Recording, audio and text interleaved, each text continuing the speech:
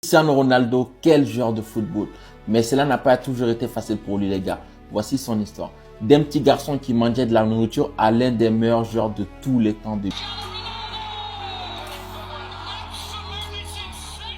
Ce bébé que vous voyez est bien Cristiano Ronaldo, né le 5 février 1985 sur l'île de Madère au Portugal. Ce qui est fou, c'est que ses parents ont d'abord pensé à l'avortement. Ils étaient pauvres et ils pouvaient à peine nourrir leurs 3 autres enfants. Son père était jardinier et responsable équipement du club régional d'Andorina. Du coup, il amenait souvent son fils Cristiano Ronaldo de 3 ans qui s'amusait avec la balle pendant que son père était au travail. À cet âge, les gars, il était obsédé par le football. Il ne faisait que s'entraîner. À l'âge de 10 ans, il a rejoint le National Funchal à Madère où il a remporté le titre dès la première année. Mais tout n'a pas été facile pour lui. Son père était ivre presque tous les soirs et Cristiano partait du coup au McDo demander des burgers gratuits.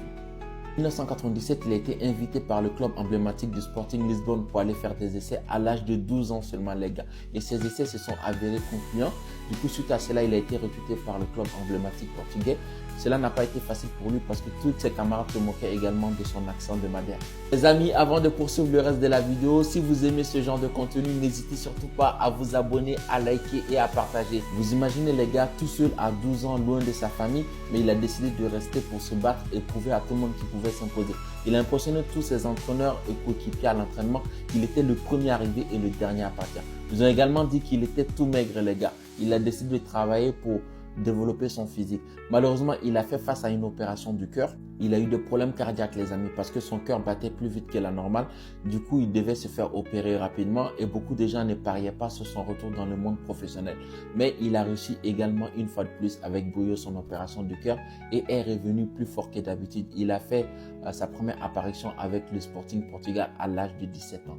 À cet âge-là, il commençait déjà à se faire repérer par les plus gros clubs européens. Mais Cristiano n'avait qu'une seule ambition, trouver le club qui ferait de lui le meilleur joueur de la planète. En 2003, suite à un match amical avec le club emblématique Manchester United, Cristiano Ronaldo avait impressionné tout le monde sur le terrain. Et les adversaires n'avaient qu'un seul nom en tête, c'était Cristiano Ronaldo les amis. Il tape ainsi dans l'œil d'Alex Ferguson et de Manchester United pour un transfert record de 19 millions d'euros. Ce transfert qui changera à jamais la vie des deux hommes. Ferguson lui donne ainsi le numéro 7 emblématique de Manchester United, porté à l'époque par George Best ou encore Cantona.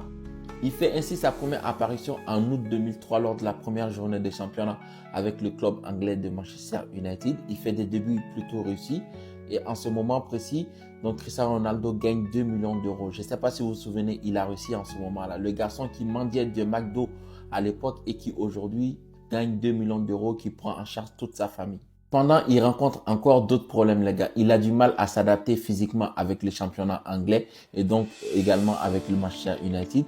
Du coup, il ne répond pas forcément aux attentes la première saison et Manchester United finit 3e. Mais il reste un dernier espoir, donc la finale de la Coupe en Angleterre. Et du coup, à la 38e minute, Cristiano Ronaldo offre cette tête permettant à son équipe du coup de pouvoir s'imposer et remporter enfin son premier titre avec Manchester United, les gars. C'est le début d'une légende. Mais son cœur fut brisé à nouveau en 2004 lors de l'Euro au Portugal, donc sur ses terres natales. Cristiano Ronaldo arrive quand même à se créer une place au sein de cette équipe portugaise dont les stars à l'époque étaient Figo et encore Deco. Donc ils font un très bon début d'Euro. Ils arrivent donc face à la Grèce en finale à domicile. Vous imaginez la ferveur, ils étaient ultra favoris, soutenus par tout le pays. Il se crée énormément d'occasions dans le match. Malheureusement, cette tête du coup qui viendra briser le cœur de nombreux Portugais, de millions de Portugais à ce moment précis. Cristiano Ronaldo du coup subit son premier échec avec son pays. De retour donc en Angleterre, Cristiano Ronaldo commence à se faire un très grand nom du coup. Entre 2006 et 2007, il commence à s'adapter réellement dans ce championnat et devenir l'un des meilleurs joueurs à son poste. Il était physiquement plus prêt, plus mûr et techniquement il était au sommet. C'est à ce moment-là également qu'il a inventé ce tir flottant lors de ses coups francs. Et à la fin du championnat, il l'a fait. Manchester United a remporté la Première Ligue et Cristiano Ronaldo a remporté ainsi donc son premier titre avec les Reds. L'année suivante est encore meilleure. Ils font le back-to-back en championnat et ils vont en finale de Ligue des Champions face au club anglais Chelsea. Donc à l'heure de jeu, Cristiano Ronaldo marque d'une tête rageur. Donc le plus dur était fait à ce moment précis. Malheureusement pour les Reds, Lampard égalise du coup pour les Blues ensuite. Ils vont donc au penalty. Cristiano se lança donc pour tirer son penalty. Mais il a raté. Quelle tragédie. Mais du côté des Blues également, On a John Terry, le capitaine emblématique, qui l'a aussi raté malheureusement pour les Blues. Van der Sar arrête le penalty dans le cas et Ronaldo remporte ainsi sa première Ligue des Champions avec Manchester United. Au total, cette année, il a marqué 42 buts, dont 31 rien qu'en Première Ligue. Et Cristiano Ronaldo est où il a toujours voulu être, c'est-à-dire au sommet. Après quelques semaines de blessures, il signe à nouveau son retour avec ce magnifique but face au FC Porto depuis le milieu de terrain. À ce moment précis, les gars, il avait clairement pris une autre dimension. Donc Cristiano Ronaldo obtient en 2008 son tout premier ballon d'or, les gars. Il devient en ce moment précis officiellement le meilleur joueur de la planète. Il gagne à nouveau la Première Ligue avec Manchester United et va en finale de Ligue des Champions où il perd face au FC Barcelone.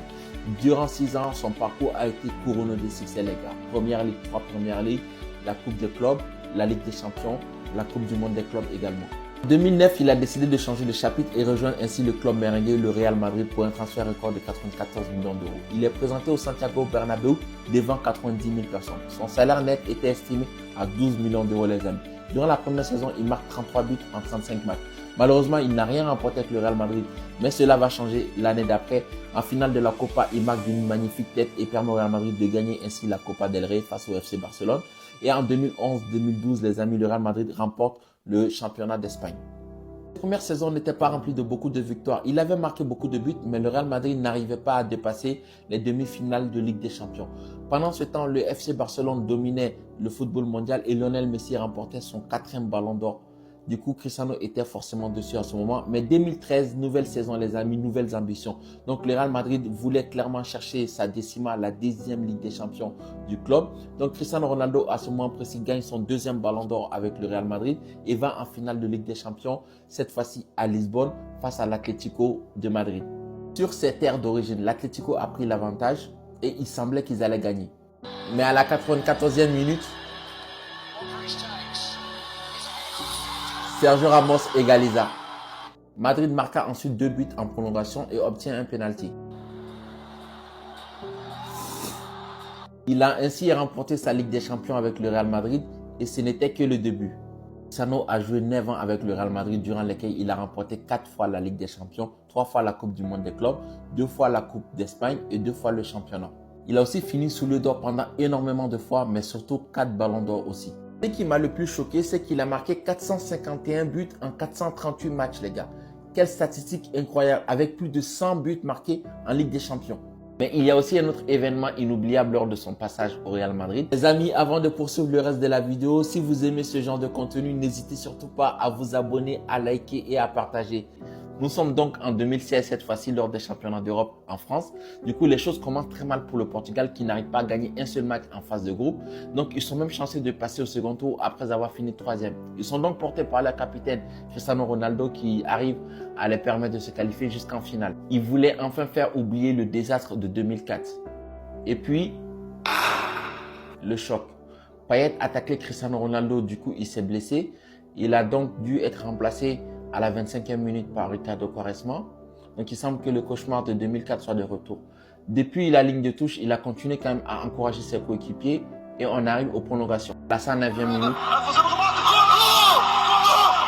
Eder a fait du Portugal le champion d'Europe et Ronaldo remporte son premier titre national. En 2018, après avoir gagné la Ligue des Champions pour la 4e fois avec le Real Madrid, il a décidé de quitter le club et d'aller s'installer en Italie du côté de la Juventus de Turin. Il avait 33 ans à l'époque pour un transfert estimé à 110 millions d'euros, les amis. Jamais un joueur de plus de 30 ans n'avait battu un tel record en Italie. Une fois de plus, il a continué à faire ce qu'il savait faire depuis le début, c'est-à-dire marquer et encore marquer des buts. L'un des moments les plus iconiques de Cristiano Ronaldo à la Juventus, c'est cette double confrontation face à l'Atlético de Madrid, perdu 2-0 au match aller. Et cette célébration très provocatrice du coach Diego Simeone, mais aussi de certains supporters.